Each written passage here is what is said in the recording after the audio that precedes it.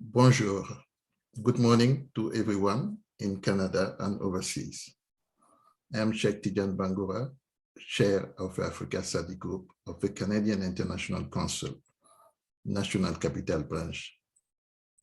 It is a real pleasure to welcome you to our new webinar on the theme Africa and Climate Change, Practical Progress. I would like to acknowledge that the Africa Study Group is hosting this meeting from Ottawa on the traditional unceded Algonquin and Anishinaabe territory. Je tiens à souligner que nous tenons cette session à partir d'Ottawa, territoire traditionnel non cédé du peuple Anishinaabe Algonquin. This webinar will be moderated by Dr. Marcia Burdett, the Deputy Chair of the Africa Study Group. It's part of our Africa and Climate Change series, and we plan to discuss many other aspects of this theme in the coming month.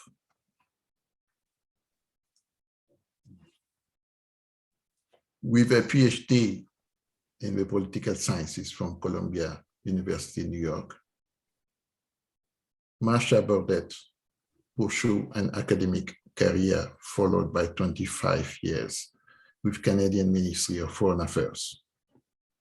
She has a long-standing interest in Africa, in particular Central Southern Africa. Her magnificent book, Zambia Between Two Worlds, and a series of articles focused on the major economic transition of the country when its new leaders embarked on the nationalization of the copper industry, the country's main economic engine. Subsequent articles dealt with input industry for Zimbabwe's agriculture sector in the 1980s and 1990s. Without any further comment, je vais passer la parole à Marcia pour la session. The floor is yours, Marcia. Thank you, Sheikh. Thank you very much for that kind introduction. And bonjour à tous, à toutes. And thanks to the three panelists today who've come from many parts of the globe to be with us virtually in this session today. Now, as Sheikh has said, this webinar is part of a larger series on Africa and climate change. And we will plan to discuss many things over the coming months. But the vulnerability of the peoples of Africa to climate change is well known. This webinar is an attempt to provide more information and to look at a more practical progress on areas of climate change for the communities in Africa, and to help maybe change the narrative a little bit on Africa and climate change.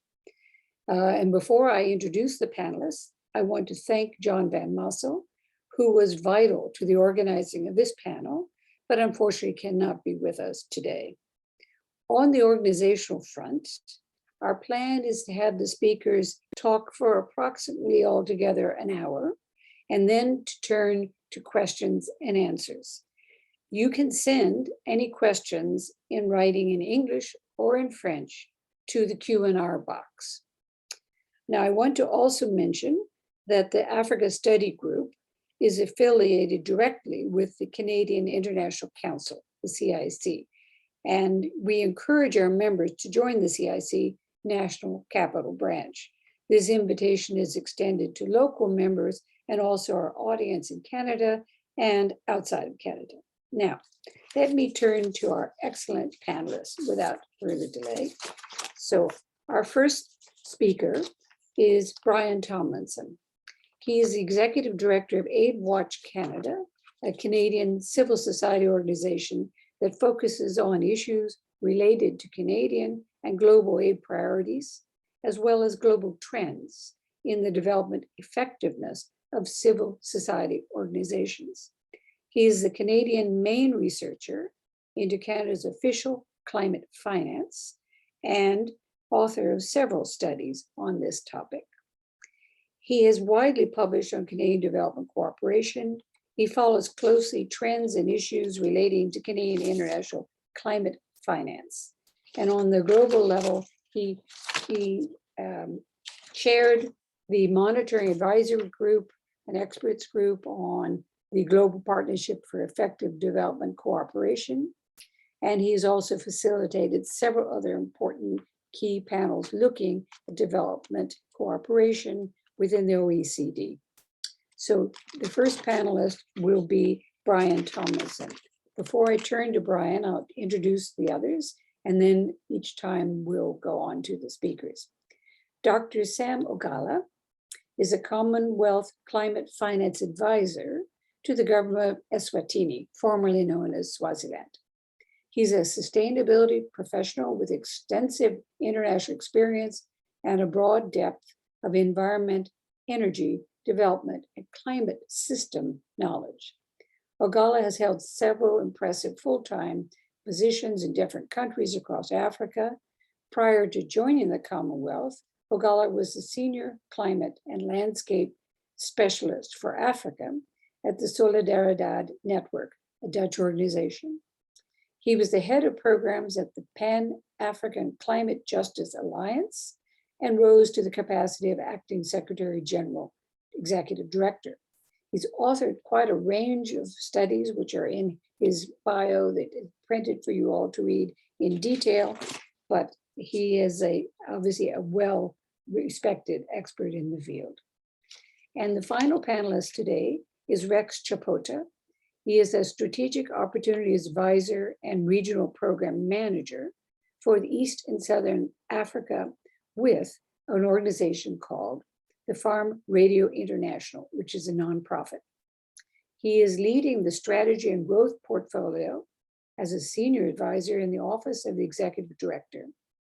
Rex is a dynamic international development leader with over 20 years experience, driven by a passion for a holistic, sustainable, and transformational development of sub-Saharan Africa through well-thought, system-based, demand-driven, human-centered, digital advisory and communication services.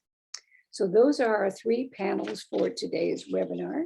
And so without further ado, I will turn to our first panelist, Brian Tomlinson. Thanks, Marcia, for the kind introduction and the opportunity to present an overview of Canada's climate finance, and particularly its relationship to climate issues in Africa. I really appreciate this opportunity. If you could put up my PowerPoint, that would be great. And maybe go to the first slide. And, yeah. So I'm going to provide a basic overview of an outline of how Canada's climate finance has played itself out and what the opportunities are with respect to the new commitment that Canada made last year to $5.3 billion in climate finance from 2021 to 2025. Now, not a lot is known about this new package yet, but it really does build on a prior commitment, a 5-year commitment of $2.65 billion that was allocated between 2016 and 2020. So this is going to be the frame in which I try to situate the policies and priorities for the 5.3 billion. And I'm going to look at where Africa fits, but that will be mainly drawing lessons from the $2.65 billion package. And finally, I'm going to identify 2 or 3 priorities that will appear on this agenda at COP27, which will be taking place in November in Egypt.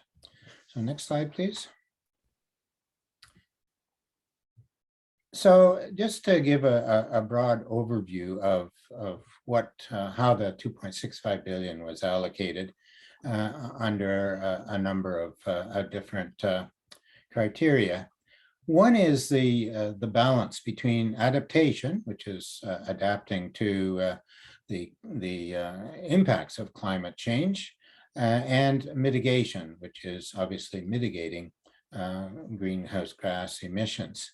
And you know, the Paris Agreement in 2015 asked for a relative balance between these two purposes in climate finance.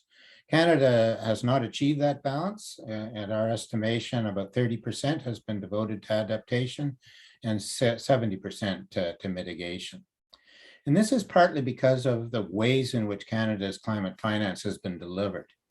Canada, over the past 5 years, created 6 special funds at the Multilateral Development Bank for blended finance, that's mixing official support with private sector money. And these 6 funds are loan funds, and they made up more than 50% of that 2.65 billion. And because they are mainly related to the private sector, the bias has been very strongly towards mitigation efforts. And so this is partly why the balance that you see above is as it is. But on top of that, we've 13% of that 2.65 billion went to the Green Climate Fund, which is the fund that has been established by the UN Framework Agreement on Climate Change, the UNFCCC. 13% went to IFAD, the International International Facility for Agricultural Development. Another 11% went to multilaterals, but only 9% was delivered bilaterally through governments, private sector, 6%, and only 3% to civil society. That is a little worrying in the sense that adaptation is very locally driven. And therefore, civil society, but also local government and sometimes the private sector has better access to those local realities and can deliver effective adaptation finance. On the loans and grants, Canada has had a history of ODA, official development assistance, that was mainly and only grant driven. But with climate finance in the past 5-6 years, that has shifted, and 70% of our climate finance is now delivered as loans. This too is a little worrying given the emerging debt crisis that we're seeing happen across the global south. The other fact of the matter is that because of the reliance on the multilateral development banks, only 53% of that 2.65 billion at this point in time in 2022 has actually reached final project implementers. And only 32% of the special funds have been dispersed. So that too is a little concerning given the urgency of climate change and the needs of Africa and other parts of the world. Next slide, please. This just shows you the disbursements that have happened over the last 5 years up to 2020. And as you can see, much of the climate finance was delivered in the final year of the 5-year pledge. So close to $1 billion was delivered in 2020. Next slide, please. Climate finance is meant to be additional to ODA, Official Development Assistance. This was a commitment made in Bali in the 2000s, reiterated at Copenhagen in 2009, and again in Paris in 2015. But all donors really deliver climate finance as a part of their official development assistance, and it's eligible for that. But you know, the fact of the matter is that it's not additional. And you can see here that increasingly climate finance at 13% in 2020 is taking increasing shares of ODA and diminishing the resource for other purposes. And this is bound to increase because at 5.3 billion, that's twice the level of 2.65. And so we can probably project that in the next 5 years, climate finance may reach up to 20, 25% of Canada's ODA. Next slide, please. So one of the important improvements that we've seen over the last year or so in the delivery of the 5.3 billion is that there is now a framework, a public framework that has been put out by the government that is meant to situate how this 5.3 billion is to be delivered. That didn't exist for the 2.65 billion. And you can see here, it's meant to be consistent with Canada's feminist international assistance policy. It's meant to support the poorest and the most vulnerable. It's meant to be rights-based, gender responsive. And importantly, a new dimension of this climate finance is nature-positive climate finance. And we'll get to that in a minute to explain a little more. Blended finance, there is, which much of the 2.65 billion was delivered as, is meant to be consistent with the OECD DAC's blended finance principles, which have been negotiated and implemented, well, not implemented, but certainly developed by the OECD DAC, is meant to guide the ways in which this type of finance is delivered. The real test of this is really understanding whether these principles are actually being applied, which is quite difficult to do at the present moment. And the last dimension of this new framework is climate smart agriculture and food systems. And really, given the importance of food security and climate change in Africa, I think this will be an important dimension of this money going forward. Next slide, please. So in making this commitment, the government doubled, as I said, the previous commitment, but nevertheless, it's not really at what one would say is Canada's fair share of climate finance, which is measured by the commitment made in Copenhagen and again in Paris to deliver $100 billion US in climate finance by 2020. So I determine Canada's fair share and in relation to its gross national income, and that its share of all providers' gross national income, and that's about 3.8% of that commitment. And our calculations that we've only reached 60% of this fair share. Other donors have performed much better. Germany, France, even Japan have exceeded their fair share. Additional commitments that were made, as I mentioned before, the high levels of loans. Now there's a commitment to provide 40% rather than 30% as grants, still not nearly satisfying for civil society actors here. Adaptation is supposed to be a minimum of 40%, gender equality at 80%, and nature-based solutions at 20% of the 5-year commitment.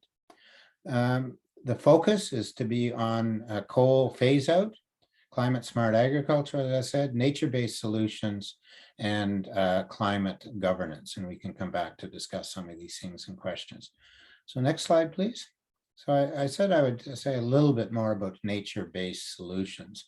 And this is quite a common buzzword now among the climate finance and climate change discussions. It's a very loose term. It's not well defined, and there isn't an accepted definition among the providers.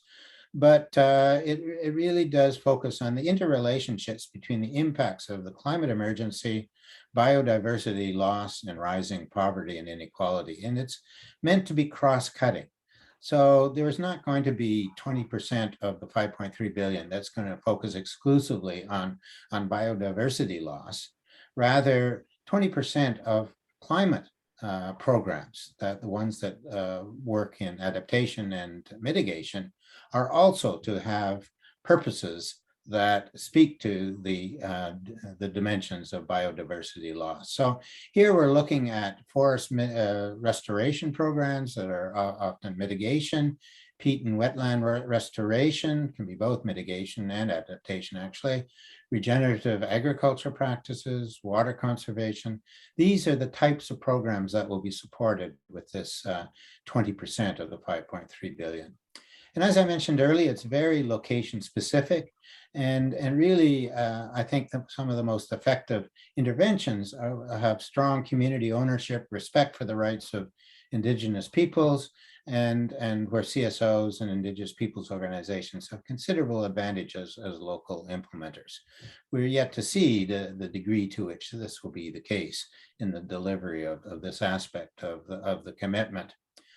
There are concerns around this. It's because of the vagueness and the lack of an agreed definition by providers. It's susceptible to initiatives that can lead to maladaptation. So too great a focus on, for example, forest restoration that doesn't speak to the rights of Indigenous people would be one form of maladaptation. It's also subject to greenwashing and all of the controversies around carbon offsets, which are facilities that allow developing countries to sell carbon credits on the international market is quite controversial as well. Next slide, please. So what has been the allocations? So far, there's been about $1 billion, 72% has been allocated to mitigation from the 5.3 billion. About 390 million to adaptation, for a total of about 1.5 billion, or about 28% of the commitment has been allocated to date. So this balance between mitigation and adaptation shouldn't be taken to be too much at this point, because we haven't seen the full allocation of the 5.3 billion, but it is a little worrying in terms of the way we're setting off here. Channels has been still 80% to mainly the World Bank, through the World Bank, but for civil society, and I'll get to it in a moment, there's a special fund that's been announced, which is about 20% of allocations to date, but still only 6% of the 5.3 billion. Quite still a low number if that is the only initiatives in relating to civil society actors. Next slide. So this is a list of the projects that have been approved to date. I'm not going to go through it in detail, but I'm going to point out just a couple of them. One, obviously, is the first one, the World Bank Climate Investment Accelerated Coal Transition Investment Program. We've allocated $1 billion, so that's a huge chunk of the 5.3 billion already to this program. It's meant to, it'll be allocated about 1 billion over the 5 years, but the program itself is meant to go to 2047. So disbursements could be spread out over many, many years. It's focused on coal transition programs in South Africa, Indonesia, India, and the Philippines. And it is a major initiative, an important initiative on the part of the international community to address the transition to coal. Another important but much smaller initiative, which is important because it didn't happen before, in that Canada's allocated now $10 million to the UNFCCC Adaptation Fund, which is an important fund that has been created by the official UN process to support adaptation initiatives around the world. Still a very small share of this fund by Canada, but perhaps a start. And the last one I wanted to point out too is Partnering for Climate, what I mentioned a minute ago. The Global Affairs has launched a $3 million fund for CSO programming in sub-Saharan Africa. So a very important initiative now for Africa, for civil society partnerships, but also an additional 15 million for Indigenous peoples projects, which can be global, not just focused on Africa. So those are some of the highlights of the projects that have been committed to date. And next slide, please. How has Africa figured into Canada's climate finance? This is very difficult to tell because, as I pointed out, a large part, 90%, have been delivered through multilateral organizations. So unless those organizations are transparent about how these funds were delivered in projects and to whom, it's difficult to tell. So that global amount, 59%, could contain a number of initiatives and likely does for Africa. But Africa, and the ones that we know have been delivered with the 2.65 billion, only 10% were actually noted to be received by Africa. You have to remember that only 50% of this 2.65 billion has actually been delivered as projects. And so there's still much yet to be seen, 50% of it in terms of its delivery. So there's a lot of issues, I think, here around the ways in which climate finance is being delivered, monitored, and being transparent. Next slide, please.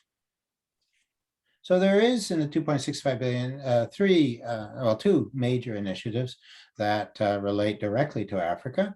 One is managed by the World Bank, IFC. It's an IFC renewable energy program for Africa of $150 million. It was initiated in 2018, but to date, there's only been 2 projects. And I checked this just a couple of days ago, and there's still the only 2 projects that have been implemented from that fund to date. So you see the problems of delivery.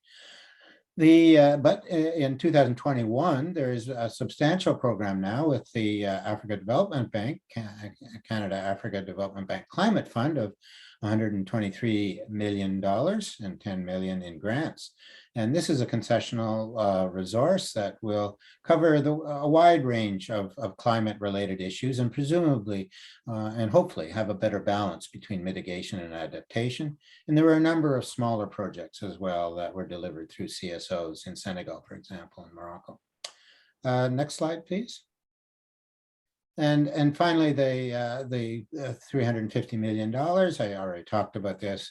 It's devoted to sub-Saharan Africa. Right now, they're just receiving concepts, and they're about to announce the first projects that they're going to request full proposals for. So this is well underway. Next slide, please. So finally, my last slide.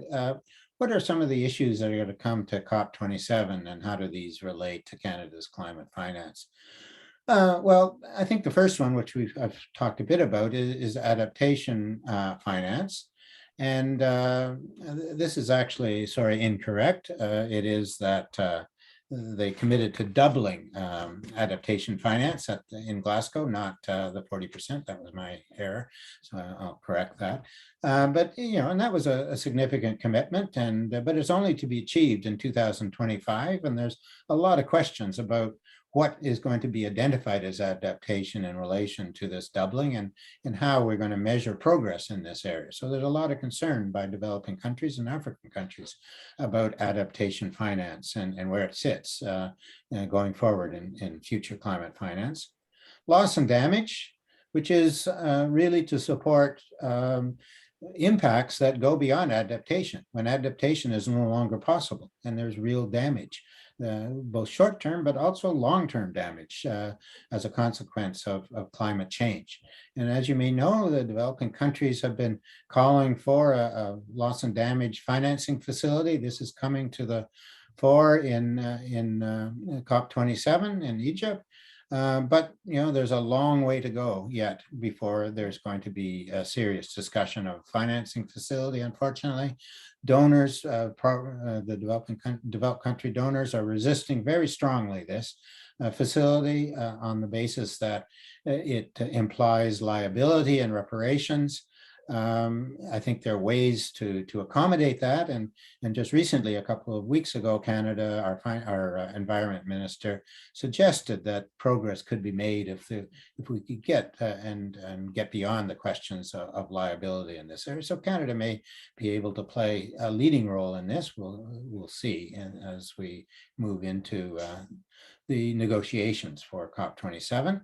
But really, one of the key areas that really is critical to creating trust within the UN process, and that is meeting commitments. And so that $100 billion target for 2020 has not been met.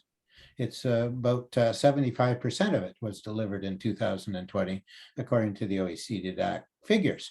Now, Canada here, again, is playing a leading role with Germany in doing an annual assessment of progress. The last one said that we may achieve this in 2023. We'll see. The US is a major player in this, obviously, and there's problems getting financed through Congress. So we'll see whether this will actually be achievable. which would be a major factor in really assuring progress in the COP process, because, as I said, trust in commitments is really fundamental. Advancing a new and quantifiable goal for climate finance. This is meant to replace the $100 billion, which is an annual goal up to 2025. So negotiations will begin on a new goal. The $100 billion didn't relate to anything really. It was a negotiated number. It didn't relate to real needs for adaptation or mitigation. So the new one is intended to relate to the vulnerability and challenges, real challenges of adaptation and mitigation, and what it will cost to mitigate those challenges. So this will be ongoing for many years, up to 2025, I'm sure, but it's a critical issue too, to assure trust and real resources, really, for addressing climate change in Africa and beyond. So I'll leave it there and open to questions. Thanks for the opportunity. Thank you, Brian. That was a very thorough and interesting presentation. I'm delighted that you were able to put your screen share of the slides, because there's a lot of material in there that the audience will be interested for future. Just to summarize very quickly before I go on to the next speaker, it was to me a very interesting and important information about the major expansion of Canadian support in the area of development finance, or finance for climate change. But I think as you went through your presentation, you pointed out quite correctly areas where things were not adequately done or not sufficiently done, or adaptation and mitigation percentages not correct, and so on. So it seemed to me that one of the thrust of your argument was, yes, keep going, but do better in this area, and particularly reach out to civil society organizations who are in the base dealing with people on the cold front, should we say, if to use that phrase, to deal with the really serious and growing issues of climate change. So I'm just that's a very brief summary of a very rich presentation. So now I'm going to turn to Sam, and Dr. Ogala is going to give his presentation now.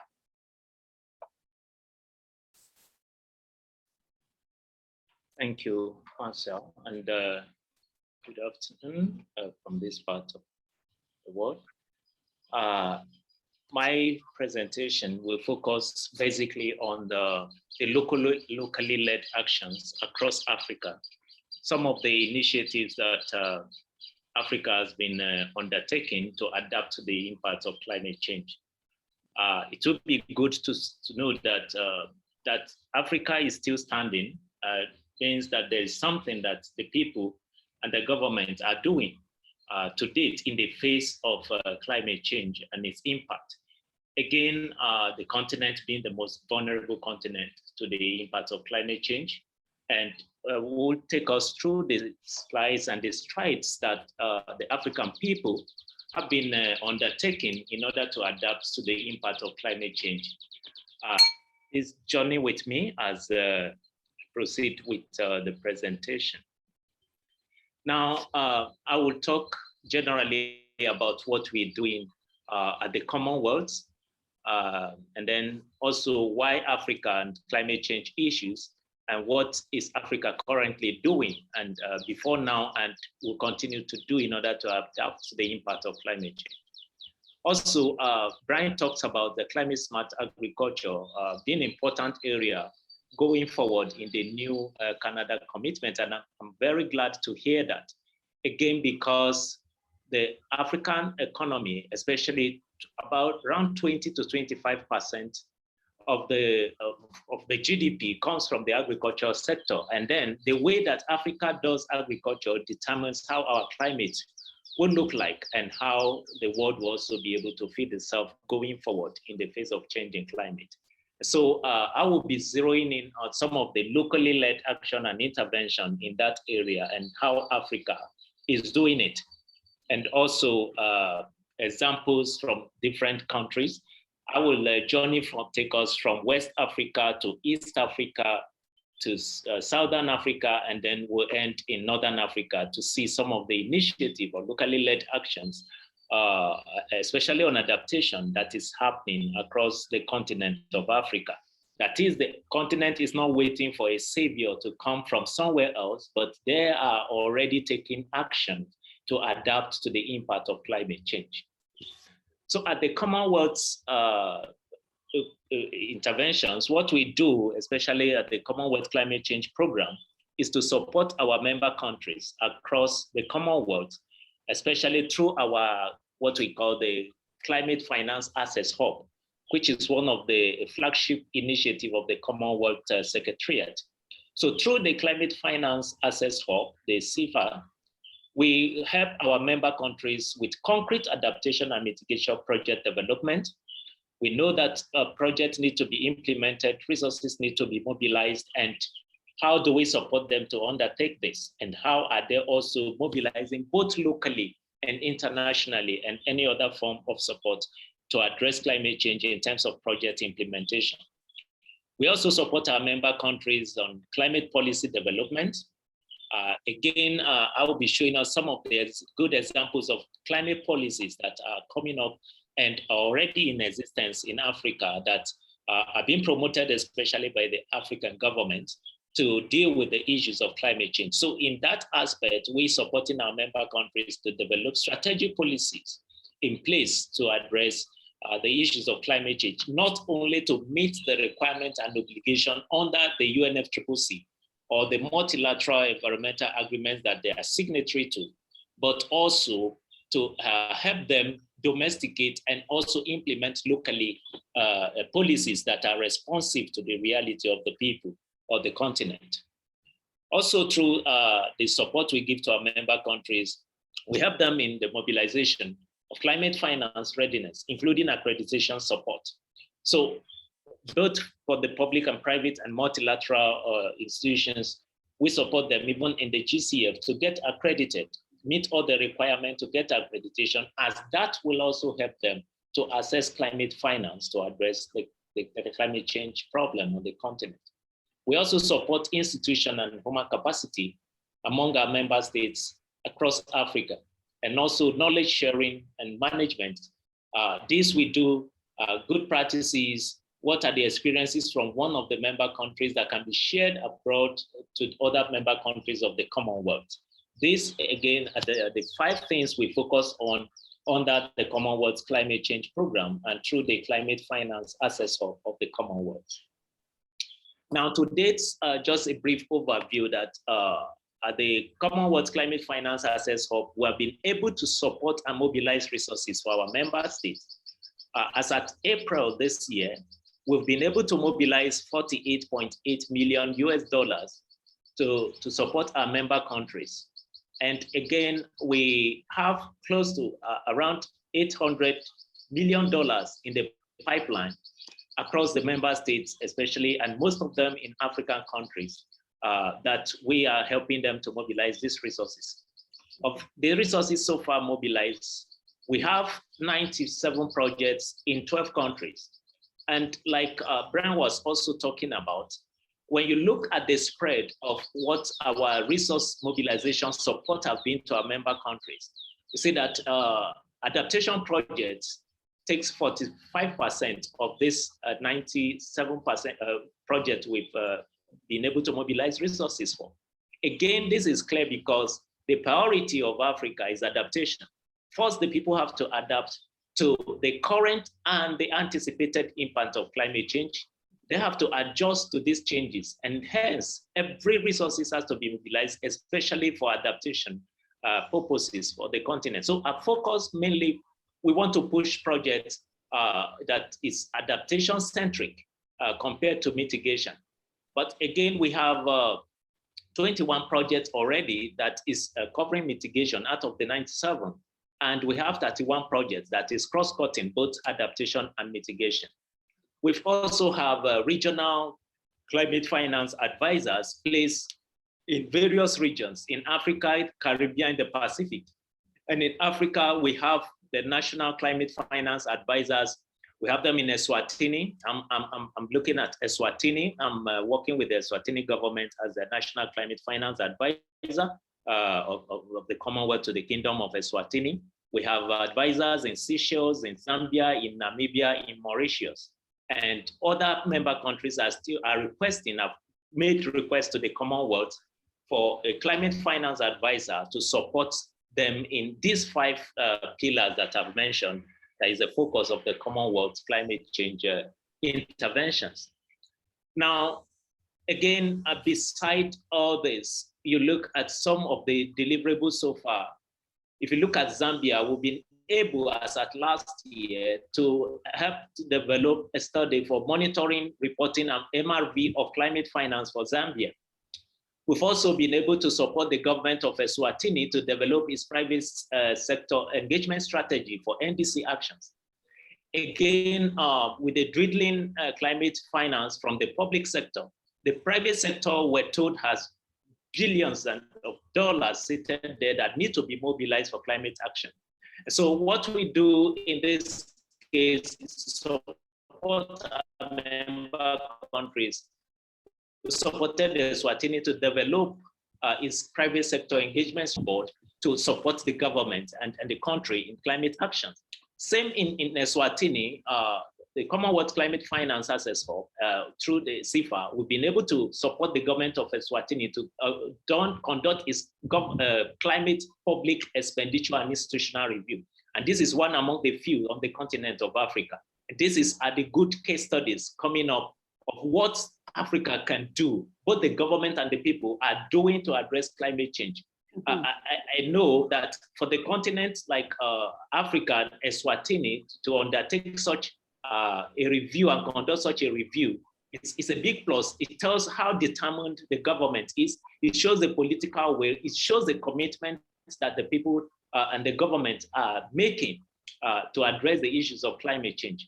We've also done the climate finance mapping for Zambia, as well as recently we launched at the ongoing CHOGM in Kigali, in Rwanda. Today, the toolkit to enhance access to climate finance was launched by the ministers and at the high level meeting in Kigali on the sideline of CHOGM 22 in Rwanda. So these are some of the, to mention but a few, some of the support we're providing to our member countries across Africa to see how they can also adapt, how they can also mitigate and address the issues of climate change. There's a lot, but let me just focus on this. So now let's go down to Africa as a whole. What are some of the regional and national initiatives that Africa themselves are taking? You know, like I said in my introduction, Africa is not waiting for miracles to happen from anywhere. Africa has taken its own destiny into its hands, and they are tackling the issues of climate change head on. Again, we've seen that in the aspect of climate finance, not much is coming to Africa, despite the 100 billion pledge to Africa. If Brian just showed us, in fact, some of the map and the pictures of what, even from Canada alone, the allocation that is coming to Africa. So about 10%, he said, of the total amount is so far has been devoted or channeled to Africa country, which is so meager compared to the magnitude of the impact of climate change on the continent. So what is Africa doing? At the regional level, we have the Africa Adaptation Acceleration Program that was launched recently. And this is also an initiative led by African and an initiative of African people to see how African government and the African people can adapt to the impacts of climate change. And this is hosted by the African Development Bank. On the sideline of COP21 in Paris, where the Paris Agreement was adopted, there was a launch of 2 important initiatives by the African heads of states and government on climate change. And one of those initiatives is the Africa Renewable Energy Initiatives. Given the magnitude of the impact and the energy crisis on the continent, and it's important to also switch to renewable and also address the issue of mitigation. This initiative, led by Africa, was launched on the sideline of COP21 in Paris. Also, currently, we have the adaptation benefit mechanism. This is also one of the mechanisms that is being, fronted now to address the non-market, component of Article 6.8 of the Paris Agreement. So the non-market aspect of the Article 6.8, if they adopt the adaptation benefit mechanisms, is one of the green lights, and it will not only be for Africa alone, but it will also, have a spiral effect globally on everything relating to adaptation and how we can maximize that component in the Paris Agreement. Now we have the Africa Adaptation Fund, which is also hosted by the Africa Development Bank. We also have the African Policy Climate and Policy Center, which is hosted by UNECA. It's also, we also have the special fund under that is hosted by UNECA, Africa Development Bank, and the African Union. On the sideline of COP21 in Paris was the African Adaptation Initiative, which was also launched. And currently, we also have the Africa NDC Hub, which is hosted by the Africa Development Bank. We have other regional initiatives like the ECOWAS, that is the West Africa, ECOWAS Renewable and Energy Efficiency, ECOWAS Regional Climate Change Strategy, ECOWAS Initiative for Climate Smart Agriculture. We also have for East Africa, regional and Southern Africa. These are all led and initiatives by the African government and the African people and the African institutions to address the issues of climate change. And these are initiatives that require even the support, not only of the Canadian government, but every serious developed country government that want to, support Africa. There is already something on the ground, starting from square zero, but building on what Africa is already doing and not waiting for a savior. The Kenya Climate Change Act, which was first of its kind, was enacted in 2016, immediately after the Paris Agreement. Kenya was in the forefront of enacting the Climate Change Act. And I know that not even many of the developed countries have Climate Change Act, but Africa has taken initiatives and they are doing this by themselves. These are things that have been legislated upon by Africa. Nigeria in last year also enacted its own Climate Change Act, among other climate change acts that are coming up in Africa. Also in Africa is the green sovereign bond, which many African countries have been launching, of which South Africa is topping, Morocco followed, Nigeria, Kenya, Seychelles, and Namibia. These are locally led initiatives by Africa governments and African people to address the issues of climate change, and especially looking at the aspect of adaptation and mitigation. Now, we have the first private sector green bond in Africa, which was launched by the International Bank in Egypt. These are also African-led initiatives by the private sector trying to address the issues of climate change. We have the African, the great, and if this is actually supported, these initiatives that has been launched by the African Union since 2007, it will go a long way to address a huge chunk of mitigation component globally, because adaptation has a local impact and mitigation has a global impact. You look at most of the NDCs, the nationally determined contributions from across Africa that was revised and updated. The NDCs were so ambitious enough and fair enough for Africa. And again, unlike the first NDC that were submitted prior to Paris in 2015, the updated NDCs from Africa are highly consultative and participatory. All stakeholders were involved across the continent, across different countries. And so it is this is the process that is driven from bottom up across Africa. And we have good examples of the national adaptation plans all over, national policies, strategies, and the rest that are coming up. And already some are there and some are coming up across the continent. We have, like, for instance, the Ethiopian climate resilience and green growth, green economy. This is also part of the initiative by the African government. We have the North solar plant in Morocco. This is one of the world's largest concentration of solar plants in the world. These are both regional, some, just few out of many, regional and national initiatives that are led by Africa and for Africa, and showing that, yes, Africa is not waiting, but Africa is doing something at the regional level, at the national level. So let's move into the continent. Just building on from the slides of Brian on climate smart agriculture and why Africa, because again, the continent of Africa hosts about around 60% of uncultivated arable land of the world is in Africa, and they hold 17% of the world forest. Now we know that it's the most vulnerable continent to the impact of climate change. And we know that agriculture sector is the second, contributor to greenhouse gas emission after the energy sector.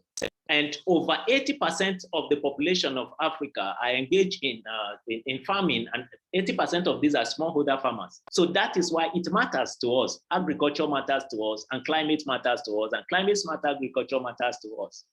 And women constitute the larger force of this agriculture sector.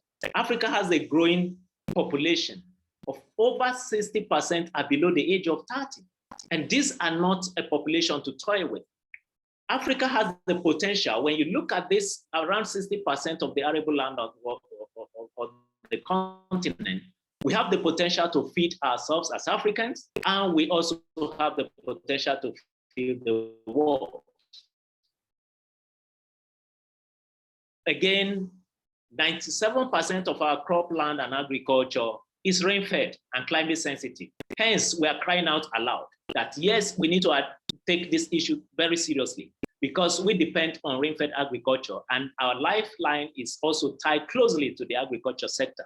I wouldn't want to go into details of all these things, but let me now move, having given you some of this background on why it matters to us and why we should zero in on adaptation and agriculture. I don't want to waste much time on climate smart agriculture and why it matters. But let's go into seeing some of the local examples that are being driven from Africa. We have this particular example from Kano and Kaduna State in Nigeria. This is a climate smart agriculture by fruit and vegetable farmers in rural areas in Kano and Kaduna State. It's a project of Solidaridad, a network and East-West Seed in Nigeria. These are locally led, and these are where communities, smallholder farmers, women are taking actions and says, we want to do agriculture a different way, and we will going to do it in a climate smart way. And you can see the that is increasing, productivity has increased, means of livelihood has improved. It's turning the stories of Africa, women and youth and people from a victim to a very good contributor to changing the narratives and of climate change. This is another initiative called the National Initiative for Sustainable and Climate Material Palm Smallholder Crops. Solidaridad project in Ghana and Nigeria. This is where you see rural farmers again.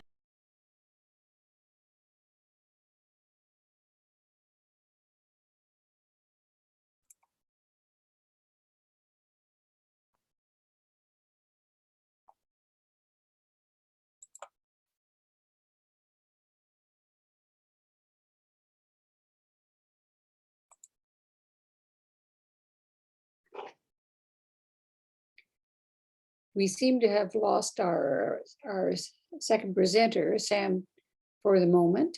I'm just checking to see if he will come back online. if not, perhaps we could, I would do a very quick summary of what Sam was talking to us about.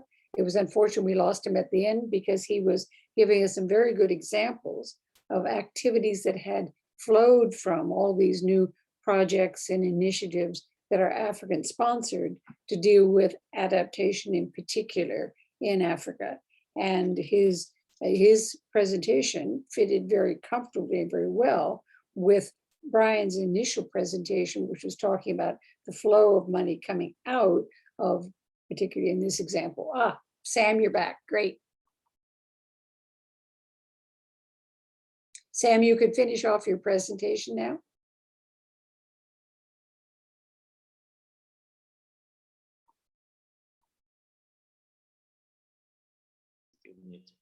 Okay. So this, again, is an organic manure production and pesticide production. Apologies for the network problem I have. This is happening in Dobi and Pagada in Abuja, Nigeria. It's a project implemented by Women Environment Program, WEB, in Abuja. And this is showing you how communities, women, are engaged in practical agriculture, organic manuring, and the rest to address the issues of climate change in a climate smart way. Other local actions include, there's a young man called Austin. I met him, I visited his farm, and this young man is using sandbag for yam cultivation and production in Ibadan, southwest Nigeria. This is what I describe as an urban climate smart agriculture initiative. This, especially now that we have the issues of the Russian-Ukraine crisis and leading to food crisis, and Africa depends on Russia, especially for wheat. A substitute for wheat coming from Russia and Ukraine could be yam and cassava. And so if people can then promote yam production and cassava production across the continent, then we can feed ourselves and also export and substitute for wheat. And this is done at the back of his house in an urban city in Ibadan. And with less land use, producing more with less, and less effort, and he's going to feed his family. And he told me he has an order that he's going to sell. So these are some of the practical examples of people taking the destiny into their hands and doing something serious. Now we have the tree planting campaign that is conducted by Climate and Sustainable Development Network of Nigeria, where you talk about addressing climate change issues. The tree campaign aspect is gaining ground on the continent. The school children are being involved. Communities are being involved, and mobilization across board. And these are initiatives that are not funded by any partners or any donors, but are initiated by organizations and NGOs and institutions on the continent in Africa by themselves. Now we move to East Africa. This is a coffee farm. This coffee farm is a climate smart coffee where shade trees are being used, and this is enhancing productivity. I met the woman on the farm, and it's a project of Solidaridad in Kenya. And she narrated to me how her productivity has increased, how she was able to send her children to schools based on this particular practice that have been taught to them at the community level on how to do a climate smart coffee production. And this is happening right on the continent of Africa and in Kenya. Now, there is this solar-powered youth-run shop in Naivasha, also in Kenya. It's a project of WWF. When you talk about food waste and post-harvest losses, which is common to Africa, then you talk about how do we address this, and also in a climate smart way, using a solar-powered to preserve food and fresh, and also adding value to it and creating job for the youth along the value chain, tells you that Africa is already doing something in terms of climate change. I was in South Africa under this project, and for my people in Southern African region, Eswatini, South Africa, and the rest, Mozambique, sugarcane is one of the cash crop and major crops plant in South Africa. And now, how do you do it in a water deficit region? In this particular farm, you see farmers, undertaking drip irrigation, doing mulching at Malanlale in South Africa, all to address the impact of climate change, reduce the water consumption level of the sugarcane, and also increase yield and also reduce amount of tillage on the land. And when you use drip irrigations, you know what you get when you use that in comparison to sprinkling irrigation. And this is happening on the continent of Africa and in Southern Africa. In Eswatini, we have women group using sawdust to plant tomatoes, to plant vegetables. And this is a good example of a tunnel farming, which is being implemented by Women Farmer Foundation in Eswatini. Most of these projects are projects that I was engaged with at one point or the other, showing you how Africans from the bottom up are taking their destiny into their hand in the face of changing climate and doing all they can to adapt. And then we move to Northern Africa, and then I will close my presentation after this slide, where we met a young man called Youth Loves Egypt project. They are into knowing your nature. They are into cleaning the shore, the Green Church project, and the Nile project, planting trees and cleaning, and all the environmental mitigation and remediations is taking place in Egypt. And this is a project that is led by a youth and is being supported by youth themselves and all other people. So these are some of the initiatives that African people are taking to make sure that, yes, they're adapting to the climate change, they are contributing their own quota to meet the mitigation action of climate change. And these are good and success stories coming from the continent. So what is next for Africa? What more? How can we upscale this locally led climate action across the continent? First, to support this process and scale up this intervention, adaptation finance is key. Brian mentioned about that. Going forward, adaptation finance cannot be overemphasized. The issues of loss and damage facilities is also crucial to scaling up these activities. Also, the $10 billion pledge by developed countries to developing countries to address the issues of climate change and even scaling that up post-2025 is crucial to scaling up these good practices that are showcased across the continent. And hence, at COP27 in Egypt, what is in front and the priority of Africa will be adaptation finance. Adaptation finance will be required to scale up some of these initiatives that I have showcased for us throughout, joining us through from West Africa to East Africa, Southern Africa, and to North Africa. Thank you so much for your kind attention. Thank you. And these are the stories from the continent. Thank you, Sam.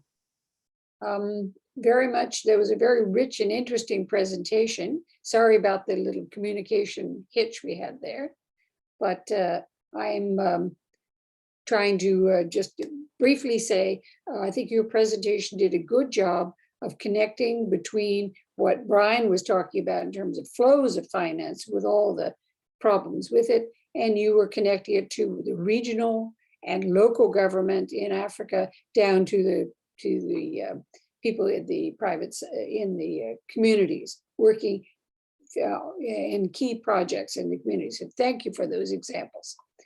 So, okay, now for Rex, his presentation.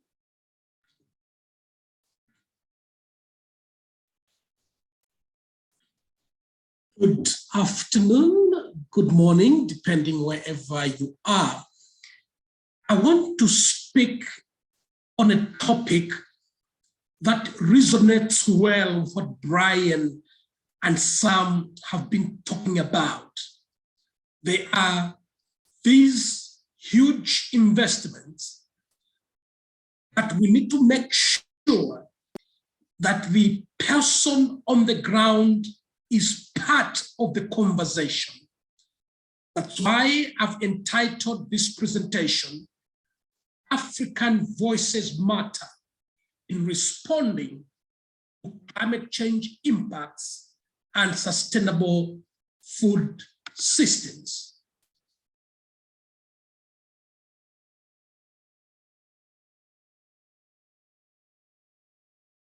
Just a second.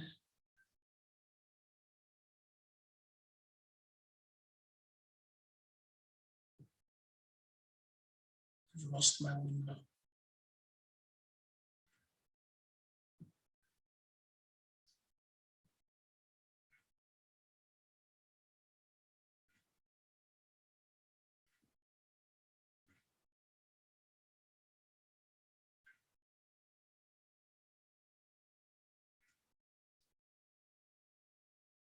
Sorry, I've got a technical problem.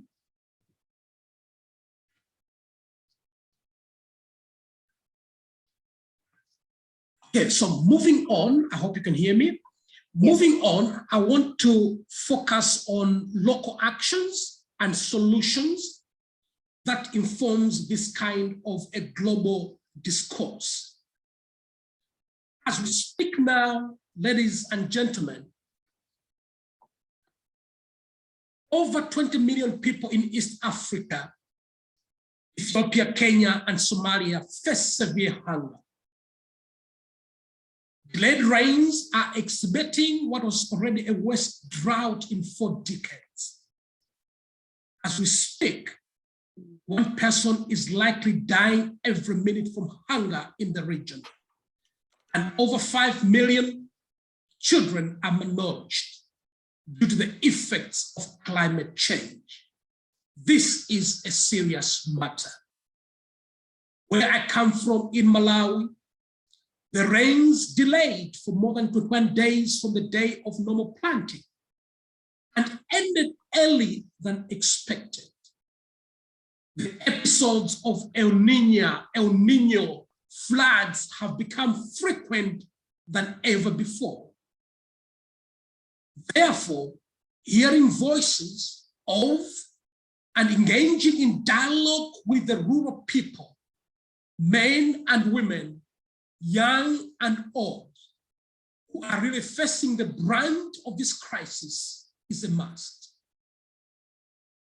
That is why we turn to interactive radio as a tool to share knowledge and give voices to catalyze local actions in climate change. As we speak now, 80% to 90% of households in Africa have access to a working radio set. And we do know that indeed this radio, as it may seem an old-fashioned tool, is the most popular mass medium that is critical in the remote parts of Africa where climate change impacts are being felt day in and out. And radio is available to practically everyone, and indeed broadcasted in local languages. And it has the power to transform lives and hope communities for the better. From the farm to the table, these individuals in the rural communities feed their communities and countries. They contribute to local and international economies and preserve their local environment. We are reaching over 200 million farmers in the continent. Scale is of essence when we're talking about climate change adaptation in Africa. And this is happening in over 38 countries. What is our approach? We combine the 2 most powerful communication tools in Africa, radio and mobile phones, where we are able to deliver a range of development outcomes at scale, including in the space of climate change adaptation. And I want to share with you in a few minutes our experience on having conversations with the remote rural peoples of Africa on what we did during the UN Food System Summit last year. And we called these conversations on air dialogues towards sustainable food systems. And why were we interested in these conversations and dialogue with small-scale farmers? Ladies and gentlemen, if we want to transform the food system to meet the needs of farmers and everybody in the value chain, we must listen to all kinds of voices, especially those who are underrepresented in agricultural decision-making, such as women. Therefore, by engaging people throughout the food systems, we can help create the right policy change, inform such a global discourse like today, and drive local solutions. And we believe that farmers' voices ought to be amplified and their perspectives heard on the issues of climate change, so that we can base our decisions, policies, and programs on what people really need and want.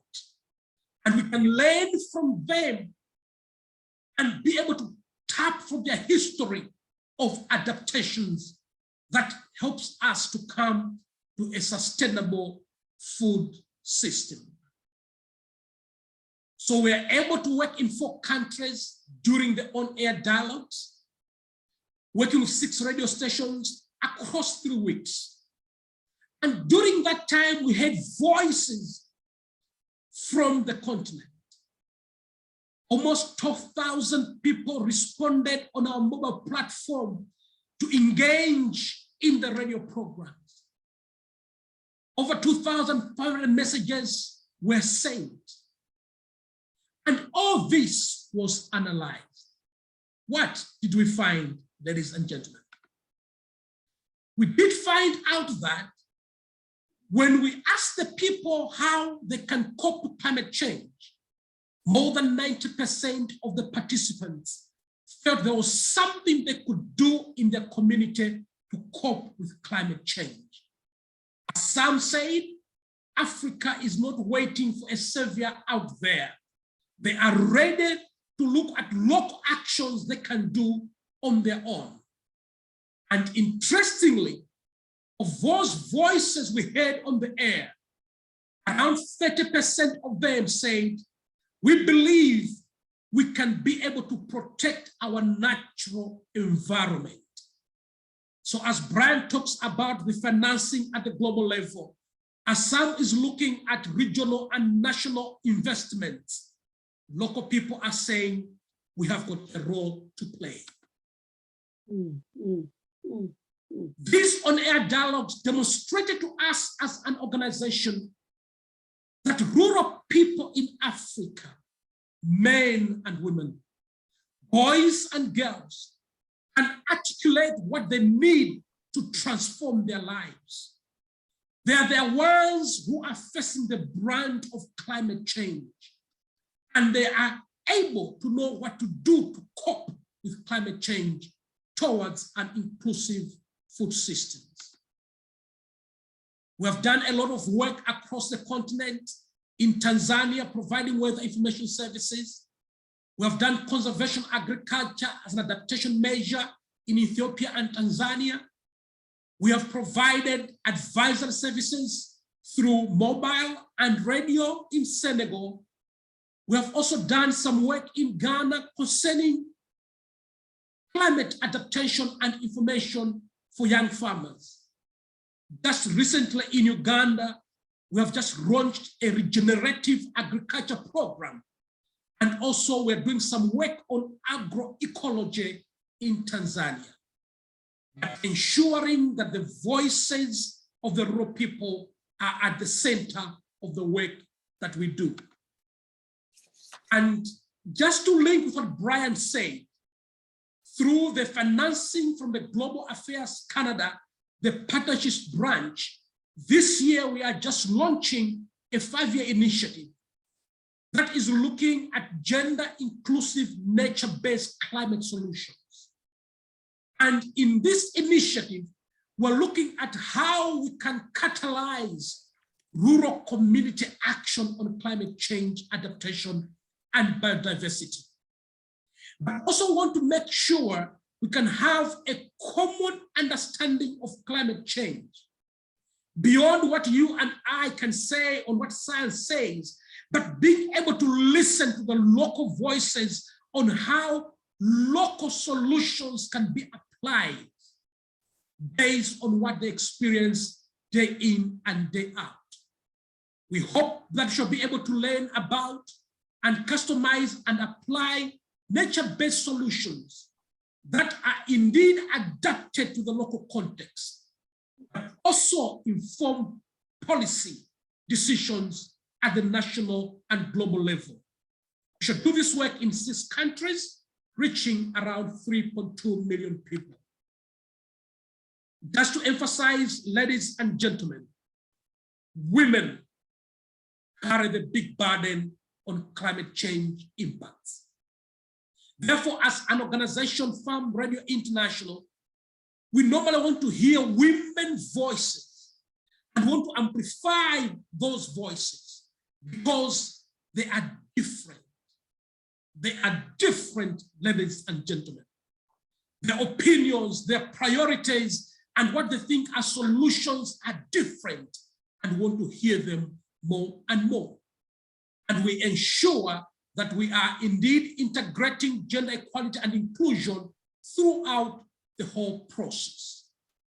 In the interest of time, I want to end by giving to all of us a call to action. Engaging those that are experiencing the brunt of climate change is not just central to ensure appropriate adaptation measures, but it's a must. If we are to save lives of millions in sub-Saharan Africa. Therefore, the investments and the use of communication tools such as interactive radio would be a way to go to catalyze local actions. African voices matter in climate change conversations. I thank you all for your listening. Have a good day. Thank you. Thank you very much, Rex. That was an excellent presentation, and it fitted in very well, as you said, with the flow-in conversation from Brian talking about finance flows at the top level, specifically from Canada, through what Sam was talking about in terms of the regional and national governments and the local actions by the Africans themselves, down to the local level and the exploration of Farm Radio's experience, reaching out to people at the community level. So thank you very much for that presentation. We only have a few minutes left for questions, but we do have a few out there. So I'm going to just pose one of them. First of all, one came from one of our presentations, one of our listeners, and I think it's particularly focused to Brian, asking if he is confident that the Global Affairs Canada is increasing the human resources in the Africa geographic branch and other front lines responsible for the delivery of this $5.3 billion. Well, that's a hard question for me to answer from the outside. I'm not directly familiar with human resources in the branch for sure, but also broadly in global affairs. But just from my own observations and interactions with global affairs, I think that has improved over these 5-6 years. Certainly, I would surmise that the heavy reliance on large chunks of money to the multilateral system may have been delivered that way because of the capacity issues in terms of managing this finance through bilateral channels.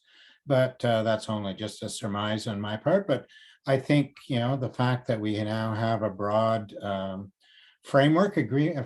policy framework for guiding this climate finance is an indicator that, resources have been put into that. And, I think clearly there's always room to improve in this area. And I would hope that global affairs, I'm sure they do, recognizes this. And this agenda is going to expand, not contract. And so the need for human resources, specialized resources to manage Canada's relationships broadly on all these fronts is going to also increase. Thank you. Okay, so a second question, which is, I think, primarily focused to Sam, but Rex and Brian can come in if they are interested in answering it as well. And that has to do with African governments. And we've been talking about things like the COP27 to take place in November, and a biodiversity conference going to happen in Canada in December. Are the African governments organized effectively at international forum these days to negotiate the kind of needed climate finance? And here we're talking about more adaptation finance, I think, to enable them to respond to the effects of climate change. So it's a question of how are the African governments organized? Are they organized effectively enough to make an impact? And Sam, I'm going to throw this one over to you to see if you can give us some response. Thank you, Marcia. And I think I would say, yes, African government is well organized, as the case has been at the international negotiation table. I can tell you that through the African Group of Negotiators, AGN, which I happen to be part of the African Group of Negotiators Expert Support Group, been part of that since 2014 to date, as Agnes. Africa has presented a common front, either as AGN or African group, group of G77 plus China. So they've never compromised, and even at the recently concluded SB 56 in Bonn last week, African group of negotiators, when they armed and they issued a statement on the outcome of the negotiations.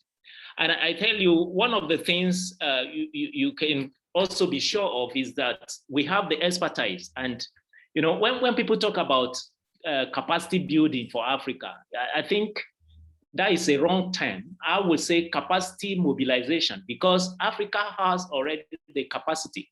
When you look at the Paris Agreement, the initial push before Paris, up to Lima before Paris, was to agree on the 2 degrees centigrade for the global goal on temperature, keeping the threshold of the temperature rise.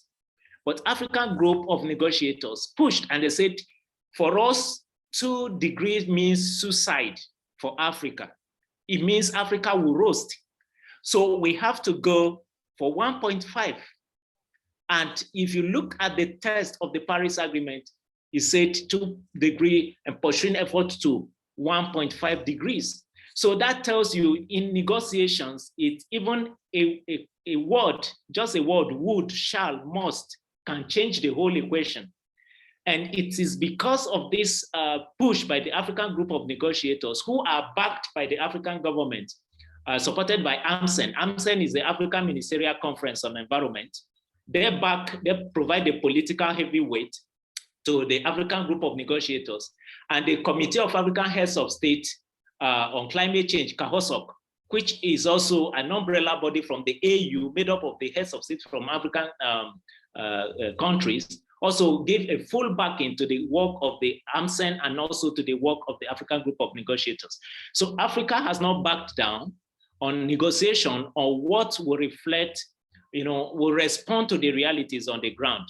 And going forward, even to Sharm in Egypt in COP27, even the presidency of COP27 from Egypt has said our priority is adaptation finance. This is an African COP. We must deliver it, all the promises, and we must action all those things. So for there is no doubt that Africa is becoming stronger by the day in terms of negotiation at the global level, and even at the UNFCCC and other multilateral environmental agreements.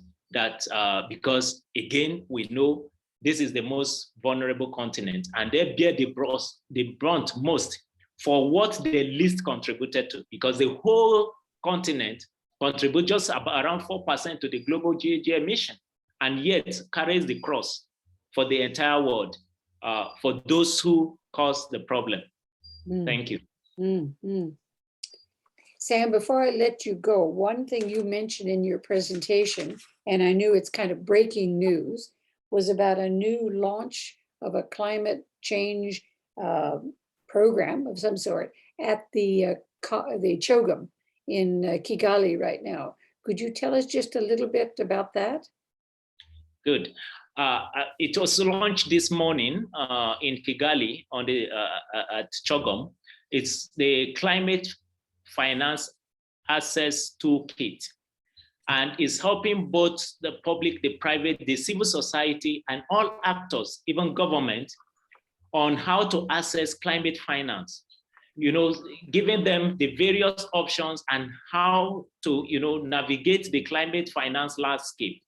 And that resources is a toolkit that will help not only the Commonwealth member countries in resource mobilization for climate finance, but it will also help them to see how they can't even implement when the resources are available and these resources are mobilized. Again, like I said, if you don't have the right tool, you will not know where to go. Mm-hmm. And so we are equipping our members countries with the right tool to navigate the process and be able to support their climate actions, both locally and internationally. So the Climate Finance Access Toolkit was launched today in Kigali on the sideline of the Chogom 22.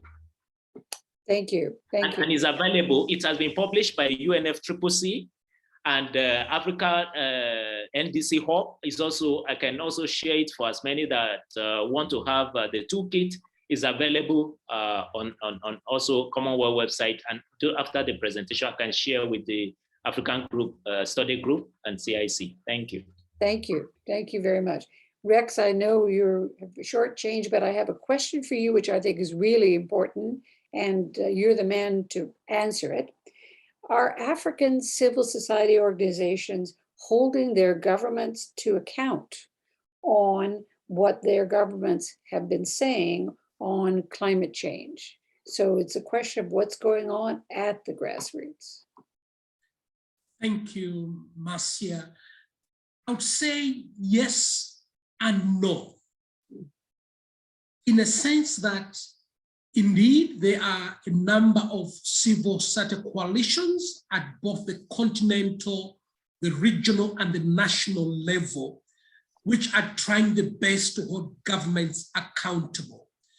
But one thing which we feel needs to be done more is who are they speaking for? Because in most cases, the voices of the people on the ground are not heard in those kind of lobbying and advocacy spaces. Mm-hmm.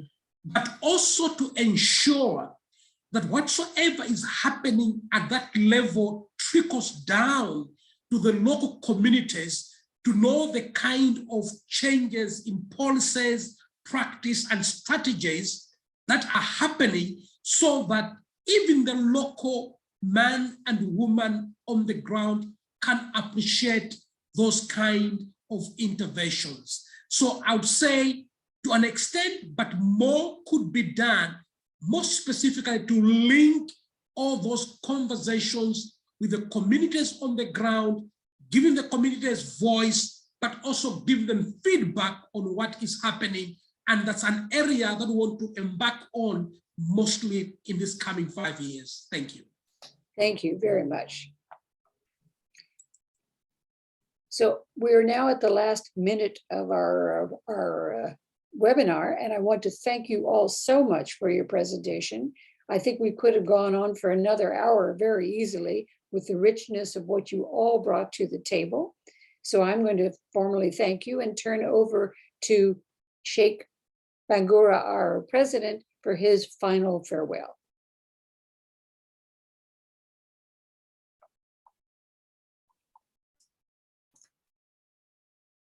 Thank you so much, Marcia, and thank you to the panelists for their excellent presentation. And we are now at the end of a session. On behalf of the Africa Study Group, I would like to thank our audience and for their participation. And as you know, due to the fact that the Africa Study Group draws from the valuable expertise of our international keynote speakers that live in countries with different time zones. Our webinars are held at a midpoint that falls on work hours in Canada. That's why we put our recording of our session in our YouTube so that it could be available for those people who are right now working in offices and could not attend. We usually receive a lot of requests, and we will be able to send the link to anybody who would like to have a special link to, so that he can follow this recording. I would like to thank our colleagues, Mafoya, but also John, who is now in Fiji. Mafoya is our communication director at the Africa Study Group. I would like to thank also those of the CIC National Capital Branch for all the effort that went into organizing this session. The next Africa Study Group webinars will be soon announced on our website. This will be all for today. I wish you good health, and depending on where you are, a good day, good afternoon, or good night. Merci et à la prochaine.